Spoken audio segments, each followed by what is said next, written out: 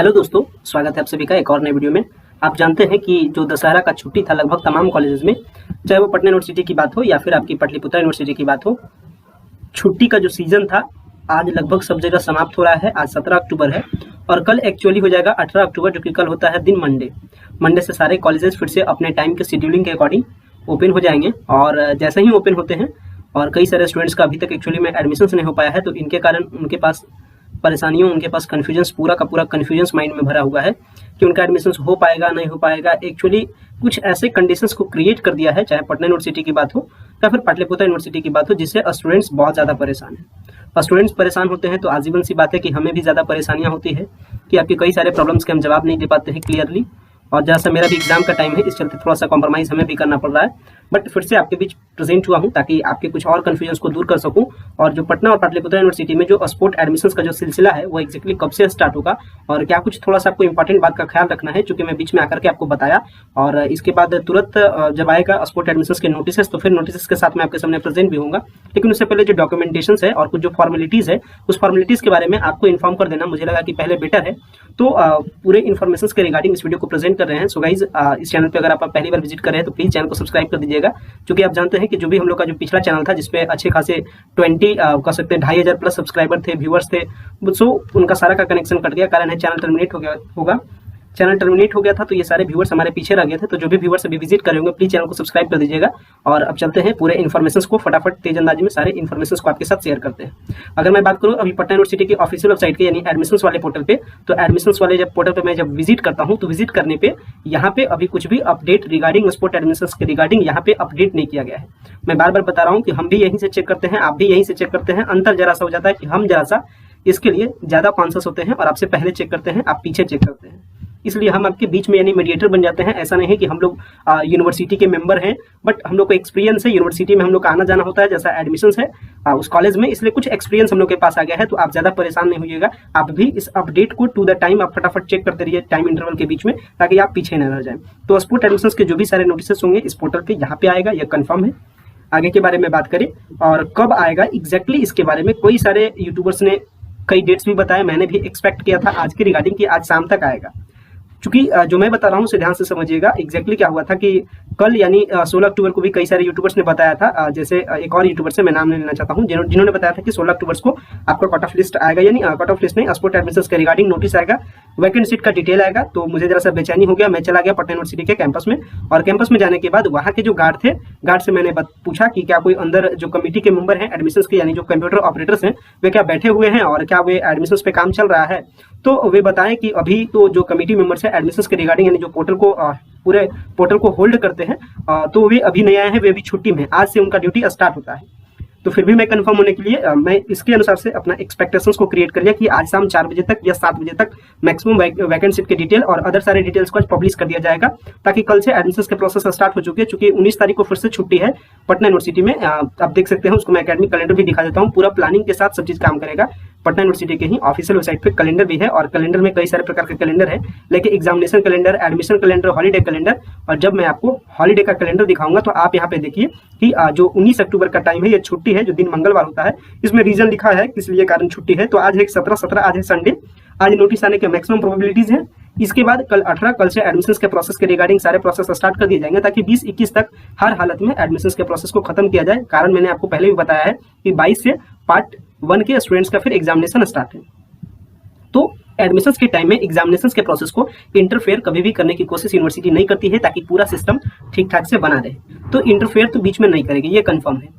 आगे बढ़ते हैं। तो ये जो मैंने जो एक्सपेक्टेशंस किया था कि आज जो कट ऑफ आने का जो कह सकते हैं स्पोर्ट एडमिशन्स के रिगार्डिंग जो नोटिस हैं आएंगे कि नहीं, एक तो मैंने गार्ड की बात से आपको कंफर्म किया।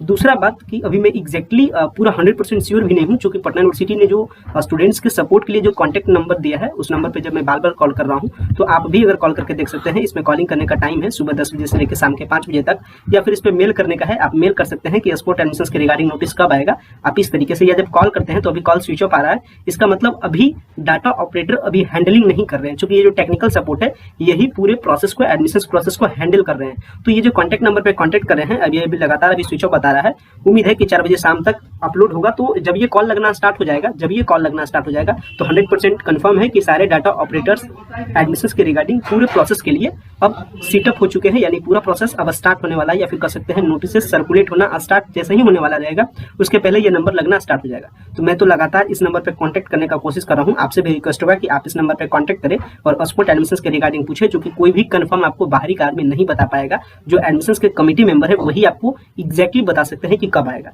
सब कोई खाली एक्सपेक्टेशंस करेगा, और जितने सारे एक्सपेक्टेशंस आते हैं आपके माइंड में उतने सारे कंफ्यूजन्स आते हैं। तो इस नंबर पे आपको काइंडली ट्राई करते रहना है, बट जो एक्सपेक्टेशंस है उसके अकॉर्डिंग आज शाम 7 बजे तक मैक्सिमम आ जाना चाहिए, क्योंकि जितने भी कट ऑफ आए, जितने भी एडमिशंस के रिगार्डिंग प्रोसेस आए, वे लगभग शाम के 4 बजे या फिर लगभग शाम के 7 बजे तक आ ही जाते हैं किसी भी यूनिवर्सिटी की बात हो। आज इसका मैक्सिमम इसलिए एक्सपेक्टेशंस कहा जा रहा है, क्योंकि अगर ये लेट होगा आज के बाद, अगर कल करेगा तो फिर इसके एडमिशंस के प्रोसेस एग्जाम वाले टाइम में भी चला जाएगा, और ऐसा यूनिवर्सिटी नहीं चाहता है। यानी यूनिवर्सिटी कभी भी नहीं चाहता है कि एग्जामिनेशन का जो प्रोसेस हो उसमें एडमिशंस का प्रोसेस इंटरफेयर करे, क्योंकि एग्जामिनेशन और एडमिशंस दोनों में इसके एम्प्लॉय चाहिए। तो फिर एग्जामिनेशन में एम्प्लॉय कहां से आएगा और एडमिशंस के प्रोसेस में एम्प्लॉय कहां से आएगा, इस बात का ख्याल रखता है यूनिवर्सिटी। तो ये तो एक्सपेक्टेशंस के बारे में बात हो गई। कुछ सीट्स के बारे में भी बार बार बात चल रहा है, और कई सारे कंफ्यूजन आ रहे हैं कि सीट बचा हुआ है या नहीं सीट बचा हुआ है। उससे पहले हम आपको बता देते हैं कि सीट 100% बचा हुआ है। सीट टोटल सीट अभी 650 सीट्स के आसपास टोटल सीट है। अगर बात करें कि किस सब्जेक्ट में कितना कितना सीट रहा है, उसके अगर इन्फॉर्मेशन को हम आपको बताने के बारे में बात करें, तो आपको पटना यूनिवर्सिटी के ऑफिशियल वेबसाइट पे, यानी जहां से आपने ऑनलाइन किया था, ऑनलाइन करने के बाद आपको जब यहाँ का सेक्शन, आपको यहाँ पे एक सेक्शन दिखेगा अलर्ट एंड अपडेट में, आपको दिख जाएगा program wise details for admissions 2021 to 22 में। अगर आप आते हैं तो यहाँ पे आप सीट का नॉलेज ले सकते हैं, यहाँ आप अमाउंट जान सकते हैं। यही सारा अमाउंट आपको ऑक्सफोर्ड एडमिशंस के प्रोसेस में भी लगेगा। तो जो अमाउंट है, अमाउंट आपको क्लियरली यहाँ पे दिख रहा होगा।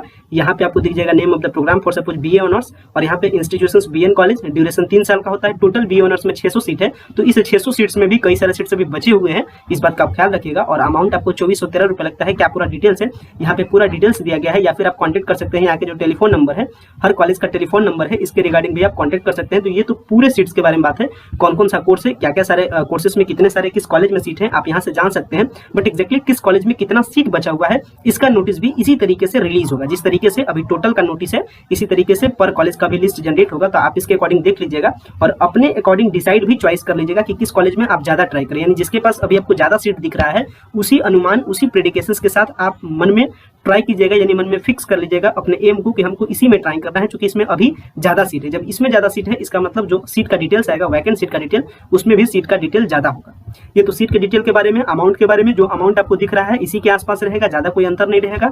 अमाउंट के बारे में निश्चित रहिएगा। अमाउंट आपको बैंक के चालान के थ्रू या फिर ऑनलाइन जमा करने का प्रोसेस देगा। अब बात करें बेसिकली अब प्रोसेस क्या होगा, इसमें एक और कुछ मिस्ट्री जैसा पॉइंट है। अभी मैं आपको इसका मिस्ट्री समझाता हूँ। इसमें कुछ अंदर की बातें चल रही है, जो बात को भी एक्सप्लोर नहीं किया जा रहा है। अब देखिए मैं आपको एक्जैक्टली उस बात को बताता हूँ, सही से समझिएगा। इसमें अभी क्या है कि अभी इसके पास सीट लगभग 650 है। आप जानते हैं इस बात को, कई सारे पेपर के कटिंग से भी हमने आपको प्रीवियस अपने पिछले चैनल वाले वीडियोस में बताया था। बट चूंकि एक्जैक्टली चैनल सस्पेंड हो गया है, टर्मिनेट हो गया है, तो वे सारे वीडियोस हमारे पास नहीं है। बट प्लीज आप इस चैनल पे नए हो तो इस चैनल से लगातार जुड़िए, और जो भी हमारे व्यूवर्स थे, जो भी हमारे व्यूवर्स जो हमारे चैनल को पसंद करते थे, देखते थे, वे प्लीज इस चैनल को सब्सक्राइब कर दे, चूंकि वो चैनल टर्मिनेट हो चुका है। तो 650 सीट है। अब इस 650 सीट के बीच में क्या कहानी है, ये 650 सीट के लिए टोटल जो स्टूडेंट्स रजिस्टर्ड थे, यानी पटना यूनिवर्सिटी के लिए अप्लाई किए थे, वे समथिंग 19,000 के आसपास थे।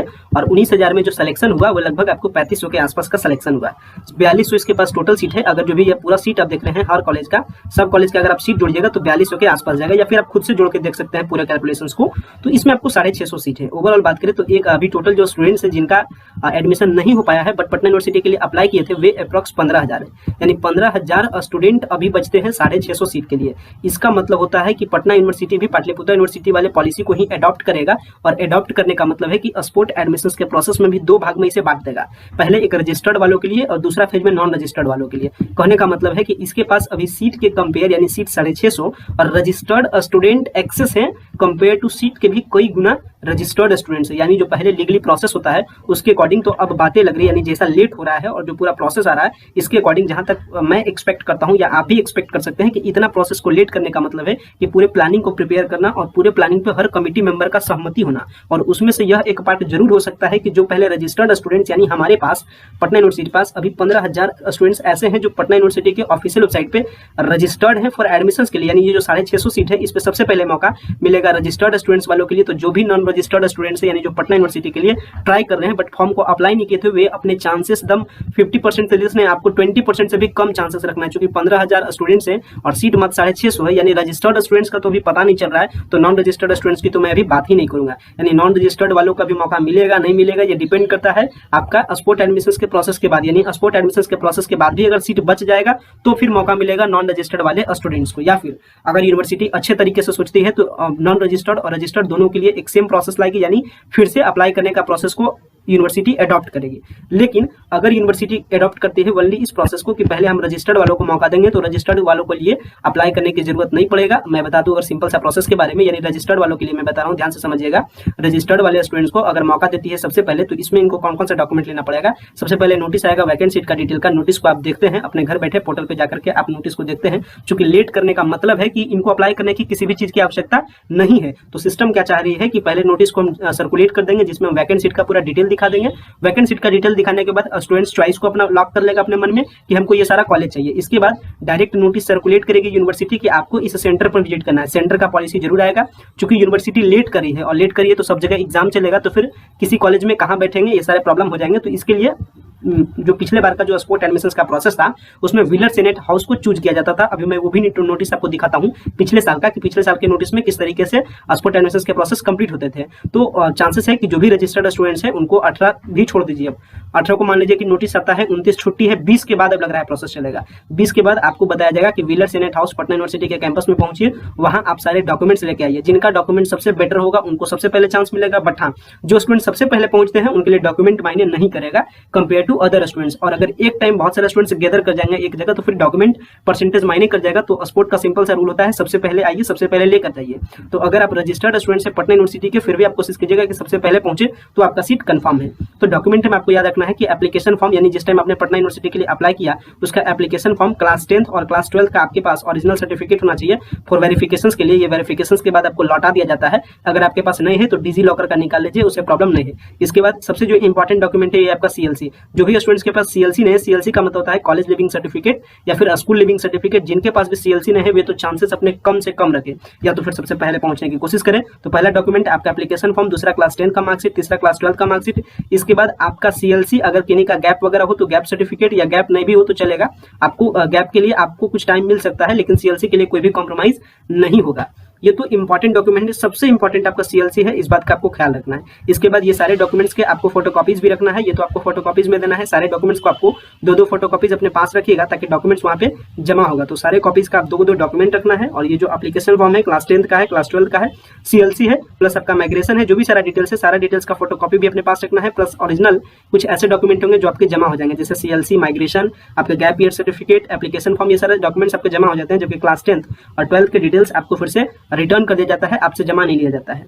तो जो प्रोसेस आएगा इसमें ओवरऑल समझ लीजिए कि डेट आएगा यानी नोटिस आएगा, नोटिस के बाद आपको प्लेस बताया जाएगा, टाइम बताया जाएगा, पहुंचिए सारे डॉक्यूमेंट्स के साथ में। जैसे ही आप डॉक्यूमेंट्स पे पहुंचिएगा तो वहां एक पूरा कमिटी मेंबर होंगे। कमिटी मेंबर किस तरीके से ये जो सारा प्रोसेस है मैं इसका आपको वर्चुअली आपको समझाता हूँ सही तरीके से, ताकि आपको पूरा कंटेंट समझ में आ जाए सही तरीके से। इसको आप वर्चुअली समझिए पूरे सही तरीके से, किस तरीके से प्रोसेस आपका कंप्लीट। मैं अपने पिछले वीडियोस पे थंबनेल भी लगाया था, तो इसी तरीके से पूरा वहाँ पे सिस्टम होगा। ध्यान रखिएगा कि जो यहाँ पे मैं अभी आपको जो सीन दिखा रहा हूँ बहुत सोच समझ के थंबनेल भी हम लोग को बनाना पड़ता है। तो यहाँ जो आप देख रहे हैं सीन कुछ इसी तरीके से रहेगा और ये आपको प्लेस बता दिया जाएगा। जैसे देखिए पिछले बार बताया गया था, प्लेस आपका पिछले बार का था wheeler senate house Patna university. वहाँ पे इस तरीके से कमिटी मेंबर बैठे होते हैं, यानी ये सारे कमिटी मेंबर हैं, प्लस यहाँ पे एक डाटा ऑपरेटर भी बैठे हुए रहते हैं। यानी अगर आप यहाँ पे स्टूडेंट्स आए और स्टूडेंट्स आने के बाद स्टूडेंट अपना चॉइस को बताते हैं, इनके पास एक रजिस्टर होता है, इस चॉइस से रजिस्टर में देखते हैं कि ये सीट अभी बचा हुआ है कि नहीं। मान लीजिए कि आप पहुंचते हैं, सीट बचा हुआ रहता है, तो तुरंत आपके दूसरे मेंबर आपके डॉक्यूमेंट्स को चेक करते हैं और डॉक्यूमेंट्स को चेक करने के बाद फिर फॉरवर्ड कर दिया जाता है कंप्यूटर ऑपरेटर को। जैसे ही कंप्यूटर ऑपरेटर को फॉरवर्ड कर दिया जाता है तो आपके नाम से यानी आपके कैंडिडेट लॉगिन से उस सीट को ये लॉक कर देते हैं। लॉक करने के बाद फिर आपको पेमेंट के ऑप्शंस के लिए आपको बता दिया जाता है कि अब आप कैंडिडेट लॉगिन कीजिए। आप जब लॉगिन कीजिएगा तो आपके वहाँ पे पेमेंट के ऑप्शन दिख जाएंगे। आप पेमेंट कीजिए या पेमेंट नहीं करना चाहते हैं तो यहाँ से आपको बैंक का चालान मिलेगा, बैंक का चालान लेकर के बैंक जाइए, बैंक में पैसा भर के आइए और फिर रिसिप्ट इनको ला करके दीजिए, या फिर ऑनलाइन आकर के, यानी कम से कम आप सीट लॉक करा लीजिए, सबसे पहले इंपॉर्टेंट काम है। इसके बाद जब आप अपना पेमेंट रिसिप्ट यानी ऑनलाइन जब पेमेंट करते हैं तो पेमेंट रिसिप्ट अपना ला करके इनको दीजिए। इसके बाद आपको ये काउंसलिंग रिसिप्ट यानी एडमिशन रिसिप्ट दे देंगे, आपका एडमिशन का प्रोसेस खत्म हो जाता है। ये सिंपल सा एडमिशन का प्रोसेस है, इस बात का ध्यान रखिएगा। और जो भी पिछला बार सिस्टम हुआ था, पिछला बार हर बार बताया गया था कि कहाँ आपको प्रेजेंट होना है। जैसे पिछला बार देखिए बीकॉम के लिए प्रेजेंटिंग के लिए बताया गया था कि मगध महिला कॉलेज पहुंचे, इसके बाद स्पोर्ट एडमिशन के लिए बीए के लिए बताया गया था कि व्हीलर सीनेट हाउस पहुंचे, टाइम भी आपको दिया गया था 12:30 बजे। इस तरीके से पूरा का पूरा डिटेल आएगा, तो आपको इसके लिए परेशान नहीं रहना है। डिटेल्स जितना जल्दी आता है हम आपके लिए उतना जल्दी प्रेजेंट करेंगे। एक्चुअली हम भी आपके लिए उतना ही परेशान है जितना आप परेशान है, क्योंकि आपके पास अभी आपका कंफ्यूजन है, लेकिन हमारे पास कई सारे स्टूडेंट्स का कंफ्यूजन है। आपके दिमाग में खाली आपका कंफ्यूजन चल रहा है, इसे पूरे सही तरीके से समझे। लेकिन हमारे पास कई सारे स्टूडेंट्स का कॉल आ रहे हैं, मैसेज आ रहे हैं, सबका सेम सवाल होता है कि सर कब आएगा, कब से आएगा, इसके लिए परेशानी है। तो इसके लिए हम भी परेशान हैं, आप परेशान नहीं रहिए, आप फ्री रहिए। सारे जो भी अपडेट्स होंगे हम आपको अपडेट्स देते रहेंगे। पूरा प्रोसेस को मैंने भी आपको फिर से समझा दिया कि किस तरीके से पूरा स्पोर्ट एडमिशन का प्रोसेस होगा, क्या सारा डॉक्यूमेंट्स लगेगा और कैसे अपडेट आएगा। और अभी आपको क्या करना है, अगर आपको एग्जैक्ट जानना है तो आप उस कॉल पे ट्राई कर सकते हैं, और कॉल जब लग जाए तो समझ जाइए कि सारे कमिटी मेंबर यानी जो डाटा ऑपरेटर हैं या करके आपके लिए अपडेट के लिए बैठ चुके हैं। इसे आप पूरे सही तरीके से समझ लीजिएगा। बेसिकली पिछला थंबनेल मैंने बनाया था और यही थंबनेल आज का भी रहेगा, जिसमें सारे अपडेट आपके सामने प्रेजेंट होते हैं। तो इस बात का ख्याल रखिएगा गाइस। आशा करते हैं सारा इन्फॉर्मेशन आपको सही तरीके से समझ में आया होगा। और आप प्लीज, आप जानते हैं कि पिछला चैनल हम लोग का सस्पेंड हो गया, उस पर कई सारे सब्सक्राइबर थे, कई सारे व्यूअर्स थे। तो वे सारे सब्सक्राइबर्स या व्यूअर्स जो इस चैनल को देख रहे हैं, प्लीज गाइस चैनल को सब्सक्राइब कर दीजिए, ताकि हम आपके लिए इसी तरीके से फर्दर अपडेट लाते रहें। चैनल टर्मिनेट हो गया, बट फिर भी हमने अपनी उम्मीद, अपनी हिम्मत को नहीं हारा और आपके लिए लगातार बने हुए हैं। तो प्लीज गाइस आप भी सपोर्ट करते रहिए, ताकि हम आपके लिए और भी बेहतर तरीके से हर इन्फॉर्मेशन को शेयर कर सके। आज के लिए इतना ही, वीडियो एंड करते हैं गाइस। वीडियो देखने के लिए आपका बेहद